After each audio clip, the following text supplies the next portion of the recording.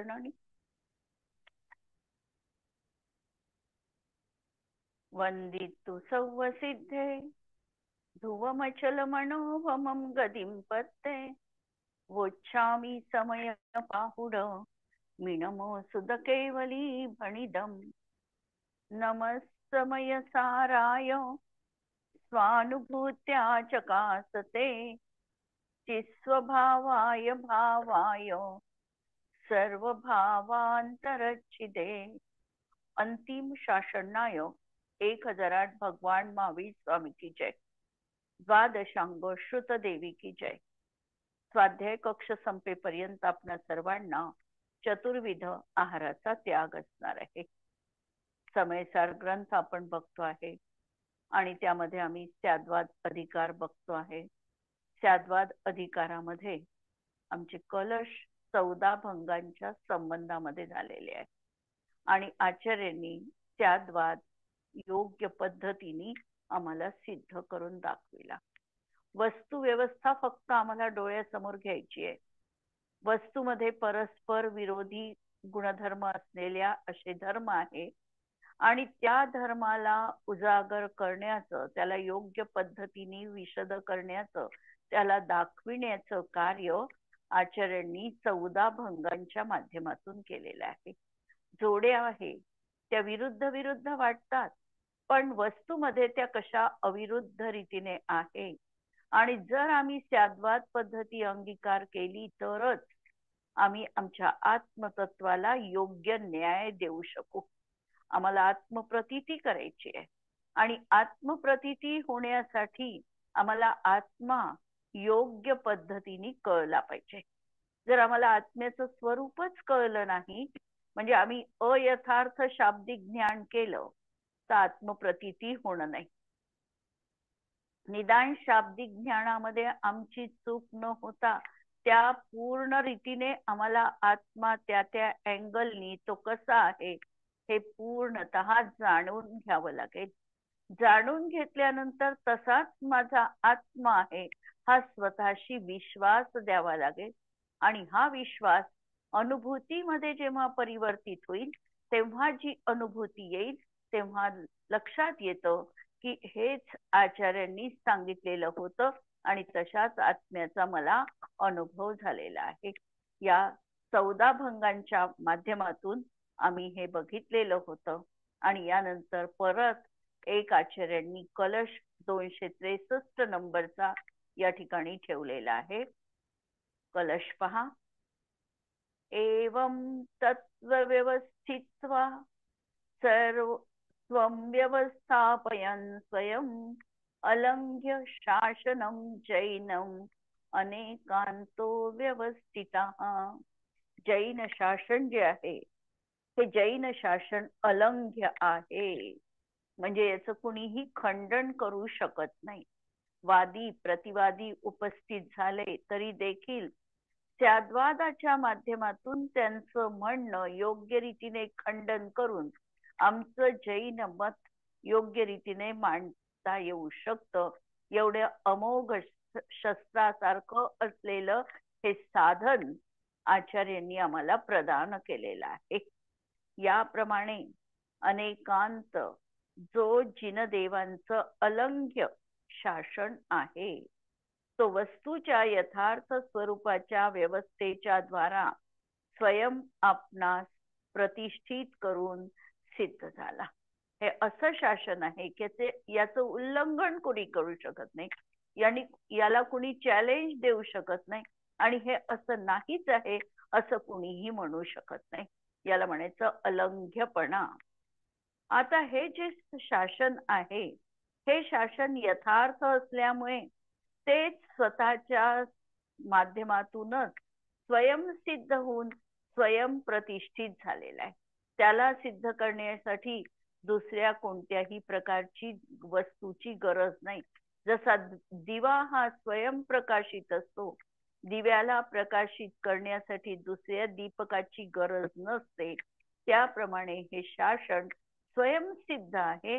याला सिद्ध करण्यासाठी दुसऱ्या कोणत्याही तर्काची, उपमाची, अनुमानाची प्रत्यक्षाची, प्रमाणाची, कशाचीही गरज नाही, अशा रीतीने हे शासन स्वयंप्रतिष्ठित झालेलं आहे. स्वयं योग्य रीतीने वस्तुतत्व ते मांडण्यामध्ये सिद्ध झालेलं आहे. याप्रमाणे वस्तू स्वरूपाची यथार्थ व्यवस्था करून, वस्तू स्वरूपाची यथार्थ व्यवस्था, यथार्थ याचा अर्थ यथा अर्थ, जसा पदार्थ आहे तसं सांगणं, याचं नाव आहे यथार्थ. आम्ही शब्द वापरतो पण त्याचा व्युत्पत्ती अर्थ जर आम्ही बघितला, यथा अर्थ म्हणजे वस्तू व्यवस्था जशी आहे तसा पदार्थ कथन करणं. अशा तऱ्हेने व्यवस्था करून स्याद्वा स्वयंप्रतिष्ठित झाला. हा अनेकांत निर्बाध शासन असून याला कुठल्याही तऱ्हेची बाधा नाही आहे, म्हणून निर्बाध शासन असून वास्तविक वस्तू स्वरूपाचा निरूपक आहे. वस्तुतत्व कसं आहे या वस्तुतत्वाच्या अनुषंगाने त्यांनी स्याद्वाद पद्धतीने हे कथन केलेलं आहे. वस्तू मुळात अनेकांतात्मक आहे आणि या अनेकांताचं प्रकाशन करण्याचं कार्य हे स्याद्वाद पद्धतीने केलं आहे. कोणी काहीतरी अशी कल्पना करून वचन मात्र प्रलाप म्हणजे अनेकांत नव्हे. अनेकांत म्हणजे संशयवाद पण नाही, दोलायमान स्थिती पण नाही. अनेकांतामध्ये निर्णय आहे की वस्तू या दृष्टिकोनातून बघाल तर तुम्हाला अशीच दिसणार आहे. म्हणून स्याद्वादामध्ये स्याद आणि एव हे दोन शब्द महत्वपूर्ण आहे की स्याद्वाद कथन करत असताना वस्तू या दृष्टिकोनातून अशीच आहे. स्याद अस्ति एव, स्याद नास्ति एव, स्याद अस्ति नास्ति एव, स्याद अवक्तव्य, स्याद अस्ति अवक्तव्य, स्याद नास्ति अवक्तव्य आणि स्याद अस्ति नास्ति अवक्तव्य. अशा सप्तभंगांच्या माध्यमातून वस्तूचं प्रतिपादन योग्य रीतीने आमच्या जीवनात आम्हाला करता येऊ शकतं. म्हणून हा असा वस्तुतत्वाचा समीचीन निर्देश करणारा स्याद्वाद आहे. ही काही अशी हवेतली कल्पना नाहीये, निरर्थक कल्पना नाहीये, याला प्रत्यक्ष वस्तुतत्वाचा आधार आहे. म्हणून विवेकी पुरुषांनो चांगला विचार करून प्रत्यक्ष अनुमान प्रमाणाने अनुभव घेऊन पहा आणि म्हणून या स्याद्वादाचा विचार करा. विचार केल्यानंतर सखोल विचारांती हा स्याद्वाद किती सुसंगत आहे, वस्तू व्यवस्थेला कसा घेऊन आहे हे आम्हाला पटतं आणि प्रत्यक्ष अनुभवाच्या माध्यमातूनही आणि अनुमानाच्या माध्यमातूनही स्याद्वाद योग्यच आहे हे आम्हाला कळतं.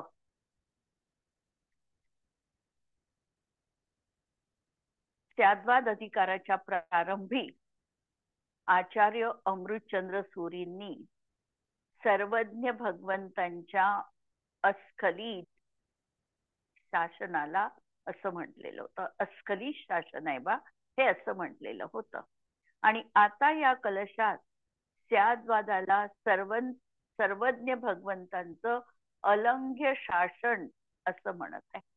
जणू हा अभेद्य किल्ला आहे, याला कुणी भेदू शकत नाही आणि याचं कुणी उल्लंघन पण करू शकत नाही. स्याद्वादाने वस्तुतत्वाला व्यवस्थितरित्या स्पष्ट केले आणि त्यांनी आपली स्वतःची पण स्वयं स्थापना केली, म्हणजे स्वयं प्रतिष्ठित आहे.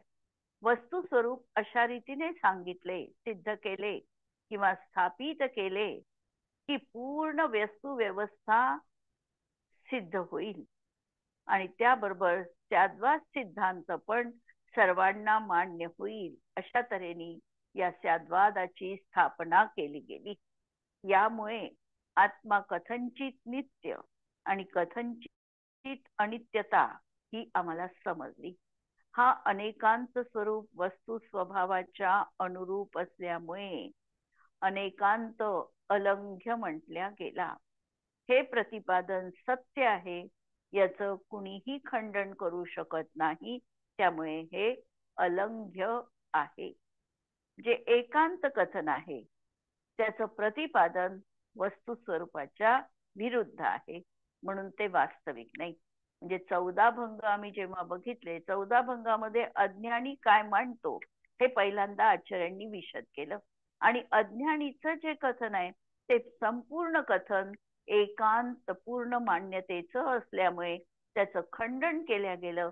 आणि स्याद्वादी कसं म्हणेल किंवा स्याद्वाद वस्तुतत्व कसं बघेल हे त्यावेळेला सांगितल्या गेलेलं आहे.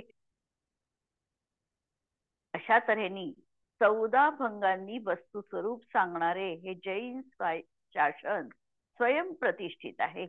तात्पर्य की अनेकांत सिद्धांत आणि स्याद्वाद कथन शैली ही संपूर्णतः अस्खलित, अलंघ्य, अकाट्य आणि अद्भुत अशी शैली आहे. आणि आता स्याद्वादासा संबंधी विशेष उहापोह करतात. 14 भंगांनी स्याद्वादाची सिद्धी केली आणि स्याद्वादाची विशेष रीतीने आता वर्णन करणार आहे. जर आत्मा अनेकांत स्वरूप आहे तर त्याचे ज्ञान मात्र रूपाने कथन का करण्यात येतं? ज्ञान मात्र सांगितल्याने अन्य धर्माचा तर निषेध समजण्यात येतो. पहिल्यांदा प्रश्न उपस्थित केला की अनेकांतस्य अपि किमर्थम अत्र आत्मनः ज्ञान मात्रतः व्यपदेशतः. व्यपदेश त्याचा फक्त आत्मा ज्ञान मात्र आहे असा का करावा? अनंत गुण जर त्याच्यामध्ये आहे तर त्या दृष्टिकोनातून आत्म्याला केवळ ज्ञान मात्र म्हणणं हे योग्य आहे का? हा प्रश्न प्रथमतः उपस्थित केला. लक्षणाच्या प्रसिद्धीने लक्षाची प्रसिद्धी व्हावी म्हणून या ठिकाणी उत्तर दिलं की लक्षणाच्या द्वारे लक्ष समजल्या जातं. वस्तूमध्ये अनेक गुणधर्म असतात, पण काही गुणधर्म असे असतात की जे दुसऱ्या द्रव्यातही असतात. त्यामुळे ती वस्तू, विवक्षित वस्तू आम्हाला योग्य रीतीने समजत नाही, कारण ती परवस्तूमध्ये देखील तो स्वभाव आम्हाला दिसतो. पण लक्षण असं असतं की लक्षण हे त्या वस्तूमध्ये सर्व वस्तूच्या सर्व भागात व्याप्त आणि अलक्षामध्ये जात नाही. आणि जे काही लक्षण सांगितलेलं आहे ते वस्तू स्वरूप रूप असतं. म्हणजे अतिव्याप्ती, अव्याप्ती आणि असंभवी या 3 दोषांनी रहित असं ते लक्षण असतं. आणि म्हणून लक्षणाच्या प्रसिद्धीने आम्हाला ज्ञान जे आहे ते लक्षण आहे. आम्हाला आत्मा ज्ञात नाही आहे. आत्मा आम्हाला दाखवायचा आहे.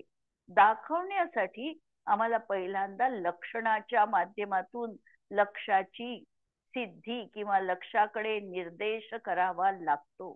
आणि म्हणून लक्षणाच्या प्रसिद्धीने आम्हाला लक्षण प्रसिद्ध आहे आणि त्यावरून लक्षाची प्रसिद्धी व्हावी म्हणजे आत्मा समजावा म्हणून ज्ञान मात्र आत्मा म्हटला. म्हणून ज्ञान लक्षणाने लक्षभूत आत्मद्रव्याचे निरूपण केले. आत्म्याचे लक्षण ज्ञान हे आहे, कारण तो आत्म्याचा असाधारण गुण आहे. असाधारण गुण म्हणायचं की तो त्याच द्रव्यात आहे आणि बाकीच्या द्रव्यांमध्ये नाही. आत्म्याचा जो ज्ञान गुण आहे हा पुद्गलामधला गुणधर्म नाही किंवा धर्म अधर्म आकाश काल या द्रव्यांमध्ये ज्ञान गुण नाही. म्हणून केवळ जीवामध्ये आणि संपूर्ण जीवराशीमध्ये हा ज्ञान गुण आम्हाला दिसतो आणि म्हणून अन्य द्रव्यात न आढळणारा असा हा असाधारण गुण आहे.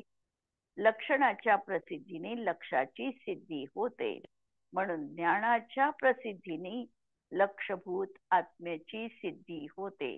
म्हणून उत्तर दिलं की आत्म्याला ज्ञान मात्र म्हटलं कारण आत्म्याचा ज्ञान हा असाधारण गुण आहे. त्याच्या माध्यमातून आम्हाला आत्मा ग्रहण करता येतो म्हणून त्याला केवळ ज्ञान मात्र म्हटलं आहे. मग प्रश्न परत केला, या लक्षणाच्या प्रसिद्धीचं प्रयोजन काय? केवळ लक्ष आत्मा सिद्ध करण्यायोग्य आहे. म्हणून लक्षणाची सिद्धी न करता मात्र लक्षाची आत्म्याची सिद्धी का करत नाही? आम्हाला तुम्ही आत्म्याची सिद्धी पाहिजे आहे आणि तुम्ही ज्ञानाची सिद्धी केली की ज्याचं काही प्रयोजन नव्हतं. आम्हाला आत्मा सिद्ध पाहिजे आहे, ज्ञानाची आम्हाला गरज नाही, असा प्रश्न या ठिकाणी उपस्थित केला. उत्तर: ज्याला लक्षणच अप्रसिद्ध आहे, अर्थात जो लक्षण जाणत नाही, अशा अज्ञानी जनास त्याला लक्षाची सिद्धीच होत नाही. ज्याला लक्षण अप्रसिद्ध आहे, ज्याला लक्षणच ज्ञात नाही, त्याला लक्ष देखील समजू शकत नाही. आम्हाला जरी लक्ष दाखवायचं आहे, म्हणजे आत्मा दाखवायचा आहे, तरी त्यासाठी अनिवार्यपणे आम्हाला लक्षण प्रथमतः कथन करावं लागेल आणि त्या लक्षणावरून आम्ही आत्मद्रव्याकडे जाऊ शकू, आत्मद्रव्याला जाणू शकू. म्हणजे पहिल्यांदा बाह्य लक्षणावरून किंवा दिसणाऱ्या किंवा अनुभवात येणाऱ्या बाबींवरून लक्षण सिद्ध करावं लागेल आणि एकदा लक्षण सिद्ध झालं की आम्हाला लक्ष समजू शकणार आहे. म्हणून या ठिकाणी सांगितलं की ज्याला लक्षणच अप्रसिद्ध आहे, अर्थात जो लक्षण जाणत नाही, त्याला अज्ञानी जनास त्याला लक्षाची सिद्धी होत नाही. ज्याला लक्षण प्रसिद्ध आहे त्यालाच लक्षाची सिद्धी होते. म्हणून प्रथमतः लक्षण सांगतात, यामुळे अज्ञानीला लक्षाचे ज्ञान होते. परत प्रश्न उपस्थित केला, असं कोणतं लक्ष आहे की जे ज्ञानाच्या प्रसिद्धीद्वारा ज्ञानापासून भिन्न सिद्ध होतं? असं कोणतं लक्ष आहे की ज्ञानाच्या प्रसिद्धीद्वारा ते ज्ञानापासून भिन्न सिद्ध होतं? लक्ष आत्मा लक्षणभूत ज्ञानापासून भिन्न नाही. या ठिकाणी लक्ष आणि लक्षण एक द्रव्याश्रित आहे, त्यांच्यामध्ये तादात्म्य संबंध आहे. त्यामुळे लक्षण हे लक्षापासून वेगळं असू शकत नाही. जर आम्ही म्हटलं काही लक्षण हे आत्मभूत लक्षण असतात आणि काही लक्षण हे अनात्मभूत असतात. जसं आम्ही म्हटलं की ज्याच्या हातात छत्री आहे त्या माणसाला बोलवा, तो छत्रीवाला व्यक्ती चाललेला आहे आणि त्याला आवाज द्या. आता छत्रीवाला व्यक्ती हे देखील अनेक व्यक्तींमधून ती व्यक्ती वेगळं करण्यासाठी त्या ठिकाणी लक्षण म्हटल्या जातं. पण हे लक्षण अनात्मभूत लक्षण आहे, ते आत्मभूत नाही आहे. आणि म्हणून हे लक्षण काही काळासाठी असू शकतं, निरंतर असू शकत नाही. म्हणून यांनी अशा प्रकारे भिन्न लक्षणांनी जर असं भिन्न लक्षण केलं की आत्मा कसा आहे, तो जो शरीरधारी आहे तो आत्मा आहे, शरीरामध्ये निवास करणारा आहे तो आत्मा आहे, असं जर आम्ही आत्म्याचं लक्षण केलं तर हे आत्म्याचं योग्य लक्षण होऊ शकत नाही. कारण हे लक्षण भिन्न दृष्टिकोनातून सांगितलेलं आहे. आम्हाला एक द्रव्याश्रित तादात्म्य संबंध असलेलं, त्याच्याशी नित्य अविनाभावी रूपाने विद्यमान असलेलं, अनादी अनंत काळपर्यंत असलेलं, एकही जीव न सुटणार असं आम्हाला लक्षण हवं आहे. म्हणून हे लक्षण एक द्रव्याश्रित आणि त्याच्या तादात्म्य गुणाश्रित असणार आहे. म्हणून लक्ष आत्मा लक्षणभूत ज्ञानापासून भिन्न नाही. कारण द्रव्य दृष्टीने ज्ञान आणि आत्मा यामध्ये अभेद आहे. ज्ञान म्हणा की आत्मा म्हणा, दोन्ही कधी कधी एकार्थवाची देखील वापरले जातात. आणि भेदपरक दृष्टीने पाहिलं तर आत्मा अनंत गुणांचा पिंड आणि ज्ञान एक गुण असा देखील भेद केल्या जाऊ शकतात. किंवा अभेद रूपाने म्हटलं तर आत्मा ज्ञानवान आहे असं म्हणत असताना ज्ञान गुणासोबत बाकीचीही अनेक गुणधर्म आत्म्यात आहे, या दृष्टीने आम्ही अभेद रूप पण बघू शकतो. जर असे आहे तर लक्ष लक्षण भेद तरी का केला आहे? पूर्ण हे अमृतचंद्र आचार्यांचं विवरण आहे आणि ते म्हणतात की मग लक्ष लक्षण भेद तरी कशाला केलेला? एक आत्मा सांगायचा होता, त्याच्यामध्ये हे लक्षण आहे, हा भेद करण्याची काही गरज नव्हती, जर ते अभेद स्वभावी आहेत तर. प्रसिद्धत्व आणि प्रसाध्यमानत्व म्हणजे जे प्रसिद्ध केल्या जाते ते प्रसाध्यमान, आणि ज्ञान प्रसिद्ध आहे आणि आत्मा प्रसाध्यमान आहे. ज्ञान प्रसिद्ध आहे आणि म्हणजे सगळ्यांना ज्ञात आहे, अनुभवात येणारी गोष्ट आहे, आणि अनुभवात येणाऱ्या गोष्टींवरून अनुभवात नसलेला आत्मा दर्शवायचा आहे. जसं आम्ही म्हणतो की आम्हाला शब्दांच्या माध्यमातून अशब्द स्वभावी आत्मा दाखवायचा आहे. शब्द आम्हाला परिचित आहे, त्या परिचिताकडून आमचा प्रवास हा अपरिचिताकडे असणार आहे. कारण अपरिचित आम्हाला समजून घ्यायचा आहे, त्याचा आम्हाला ध्यास आहे, तो अनुभवात घ्यायचा आहे. पण ते घेण्यासाठी आम्हाला परिचिताचा आश्रय घ्यावा लागतो. एखाद्या व्यक्तीला आम्ही दुसऱ्याची ओळख करून देताना आम्ही त्याच्यामधला परिचय सांगतो, आणि परिचयाच्या माध्यमातून त्याच्या अपरिचित गुणांपर्यंत आम्हाला पोचता येऊ शकतं. तर अशा तऱ्हेचा हा शब्दाकडून अशब्दाकडे, परिचिताकडून अपरिचिताकडे, दृष्टाकडून अदृष्टाकडे असा हा प्रवास असणार आहे. आम्हाला ज्ञानाचा अनुभव येतो की आम्ही जाणतो आहे, अवलोकन करतो आहे, हे ज्ञान आम्हाला परिचित आहे. आणि अज्ञानीला आत्म्याचा परिचय नाही, आणि त्यामुळे त्या अपरिचित प्रांतामध्ये आम्हाला हा परिचित ज्ञान स्वभाव नेऊन पोचवणार आहे. म्हणून प्रसिद्धत्व आणि प्रसाध्यमानत्व म्हणजे जे प्रसिद्ध केल्या जातं ते प्रसाध्यमान, आणि ज्ञान प्रसिद्ध आहे आणि आत्मा प्रसाध्यमान आहे. या कारणाने लक्ष लक्षण विभाग केला आहे. ज्ञान हे प्रसिद्ध आहे कारण ज्ञान मात्राची स्वसंवेदनाने, स्वानुभवाने सिद्धी होते. कारण ज्ञान आम्हाला परिचित आहे, स्वसंवेदनाने आम्ही ज्ञानाची अनुभूती करतो, स्वानुभवाने देखील पदार्थाला आम्ही जेव्हा जाणतो तेव्हा आम्ही ज्ञानाने जाणतो, हे आम्हाला माहिती आहे. अर्थात ज्ञान सर्व जीवांना स्वानुभव गम्य आहे. सिद्ध अशा त्या ज्ञानाकरवी, म्हणजे सिद्ध म्हणजे प्रसिद्धत्व, अशा त्या ज्ञानाकरवी प्रसाध्यमान म्हणजे आत्मा, तदन विनाभावी म्हणजे त्या ज्ञानाशी अविनाभावी संबंध असणारा अनंत धर्माचा समुदाय रूप आत्मा आहे. आणि म्हणून हा ज्ञान गुण आमच्यासाठी स्वसंवेदन गम्य आहे, स्वानुभव गोचर आहे, आणि या ज्ञानाच्या माध्यमातून आम्हाला त्या ज्ञानाशी अविनाभावी असलेला असा अनंत धर्मांचा समुदाय रूप आत्मा ज्ञात करून घ्यायचा आहे. म्हणजे आमच्यासाठी तो अज्ञानीसाठी तो अज्ञात आहे, त्याला माहिती नाही, आणि त्याला माहिती करून घेण्यासाठी ज्ञानाची त्याला सहारा घ्यावा लागला, ज्ञानाची साधना करावी लागली.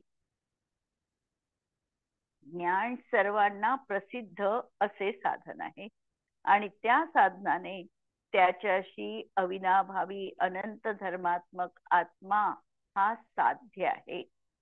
म्हणून ज्ञान मात्रामध्ये निश्चल स्थापित दृष्टीने सर्व क्रमप्रवृत्त आणि अक्रमप्रवृत्त ज्ञानाशी अविनाभावी अशा अनंत धर्मांचा समूह रूप जो आणि जेवढा काही लक्षित होतो तो, आणि तेवढा समस्तच निश्चयाने एक आत्मा आहे.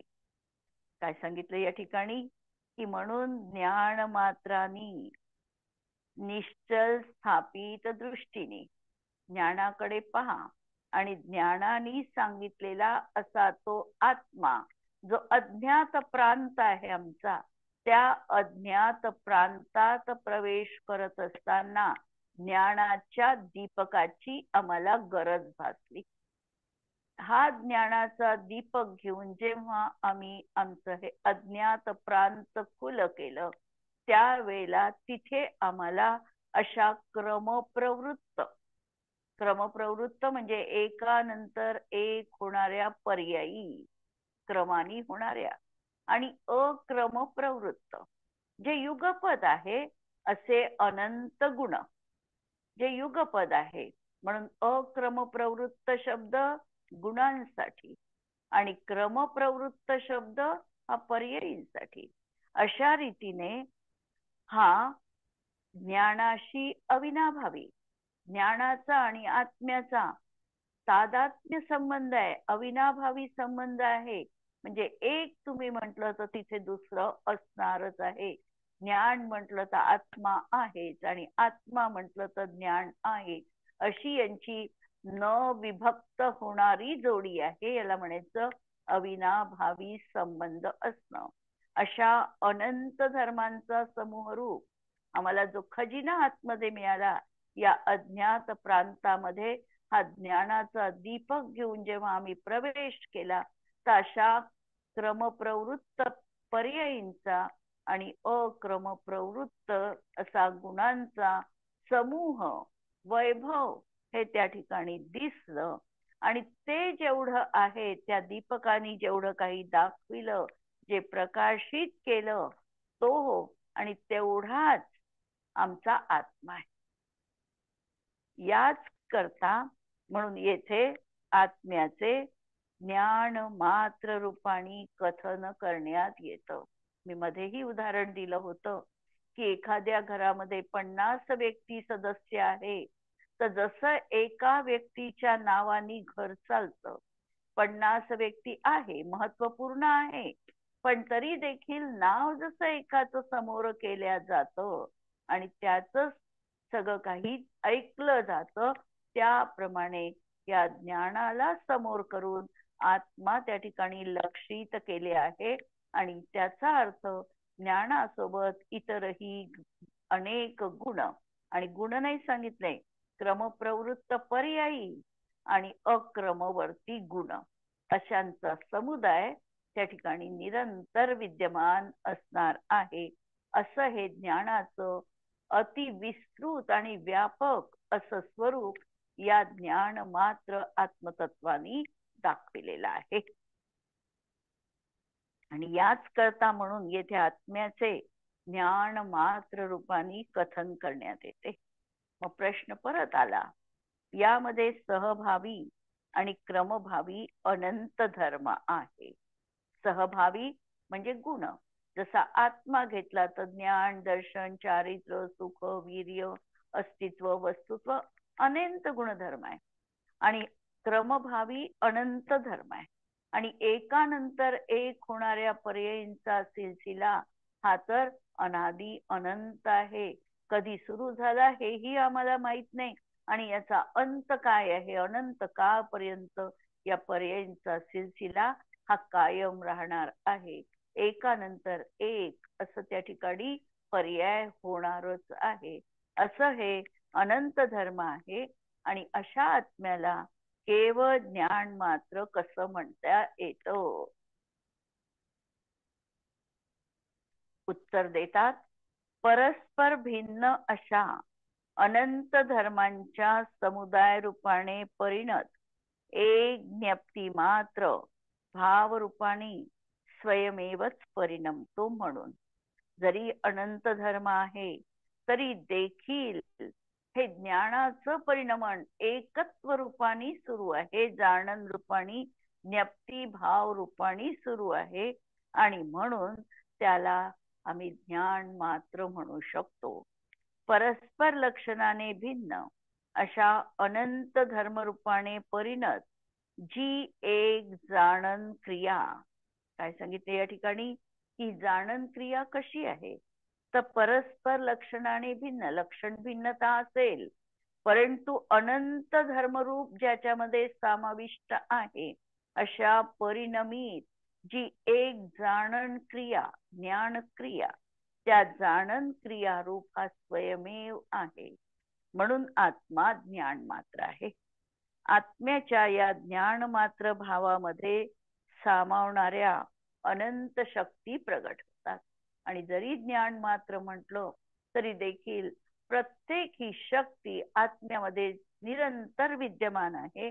अशा अनंत शक्ती आम्हाला आत्मद्रव्यामध्ये दिसतात. म्हणजे आत्म्याच्या सर्व गुणांमध्ये परस्पर लक्षण भेद असतानाही प्रत्येक गुण वेगवेगळं आहे, प्रत्येकाचं नाव वेगळं आहे, प्रत्येकाचं कार्य वेगळं आहे, प्रत्येकाचं प्रयोजन वेगळं आहे. फक्त प्रदेश समान आहे, समान प्रदेश आहे की ज्या प्रदेशावर ज्ञान गुण आहे त्याच प्रदेशावर दर्शन गुण आहे. परंतु त्यांचं लक्षण भिन्न आहे. ज्ञानाचं लक्षण जाणणं आहे, दर्शनाचं लक्षण अवलोकन करणं आहे, सुखाचं लक्षण आनंद आहे, चारित्र्याचं लक्षण रममानता आहे. म्हणजे लक्षण भिन्नता आहे, नामानी देखील भेद आहे. प्रत्येकाला एक नाव नाही दिलं, प्रत्येकाचं नाव स्वतंत्र, त्याचं प्रयोजन स्वतंत्र, पण प्रदेश मात्र अभिन्न, प्रदेश एकच. अशा तऱ्हेने लक्षण भेद असतानाही प्रदेश भेद नाही. आत्म्याच्या एका परिणामामध्ये अनंत धर्माचं परिणमन समावलेलं आहे. म्हणून आत्म्याच्या एक ज्ञान मात्र भावामध्ये अनंत शक्ती राहतात. आणि या अनंत शक्तींचं वर्णन केलेलं आहे अंतपातिनी. अशा अनंत शक्ती राहतात. अतएव ज्ञान मात्र भाव स्वरूप आत्म्यामध्ये समावणारे अनंत धर्म स्वयमेव प्रगट होतात, कुणाच्याही केल्याशिवाय प्रगट होतात. आणि अशा ह्या शक्ती या ठिकाणी आचार्य सांगणार आहेत. जवळपास 47 शक्तींचं या ठिकाणी वर्णन केलेलं आहे. आणि 47 शक्ती घेण्यामागे उद्देश काय असावा हा तर आम्ही फक्त अनुमानाने सांगू शकतो. आचार्यांचा मूळ उद्देश आम्हाला ज्ञात नाही. परंतु एका दृष्टीतून जर आम्ही बघितलं तर आमच्या जवळ कर्म, घाती कर्म आणि अघाती कर्म दोन प्रकारचे कर्म आहेत. यामध्ये घाती कर्मांची जर आम्ही टोटल केली तर घाती कर्म एकूण 47 प्रकारचे आहे. ज्ञानावरणाचे 5 भेद, दर्शनावरणाचे 9 भेद, मोहनीयाचे 28 भेद आणि अंतराय कर्माचे 5 भेद, सगळ्यांची टोटल 47 येते. आणि म्हणून जणू काही घाती कर्मांचा अभाव झाला आणि या अनंत चतुष्टयाची जीवाला प्राप्ती झाली. आणि म्हणून त्या 47 शक्तींचं निर्देशन जणू काही आचार्यांनी केलं असावं, असाही एक संकेत आम्हाला प्राप्त होऊ शकतो. निश्चित तर आम्हाला त्यांनी काही असं सांगितलेलं नाहीये. आणि अशा या शक्ती आम्हाला आता उद्यापासून आपण या शक्तीला बघूया आणि एकेकाचं आपण थोडक्यात पण थोडं विशद रूपाचं वर्णन बघणार आहे. या ठिकाणी शक्ती एकेका शब्दामध्ये, एकेका वाक्यामध्ये आलेले आहे. त्याला थोडं आपण विस्तारपूर्वक बघणार आहोत. आणि आज आपण इथे थांबूया.